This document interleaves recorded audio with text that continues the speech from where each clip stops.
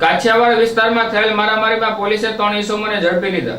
શહેરના વડવા કાછિયાવાડ વિસ્તારમાં દુકાન પાસે અશરફભાઈ નાસ્તો લેવા ગયેલા હતા ત્યારે મોટરસાઇકલ સાઈડમાં મૂકવા બાબતે 3 ઇસમોએ મહિલાના માથાના ભાગે પાઇપ મારી દેતા સારવાર અર્થે હોસ્પિટલ ખસેડવામાં આવ્યા હતા, જેને લઈને નિલંબાગ પોલીસ સ્ટેશનમાં ફરિયાદ નોંધાવતા પોલીસે ગુલ મોહમ્મદભાઈ તથા તેનો દીકરો મમુદ્દીનભાઈ અને અમનભાઈને પોલીસે ઝડપી લઈ ધોરણસરની કાર્યવાહી હાથ ધરવામાં આવી હતી।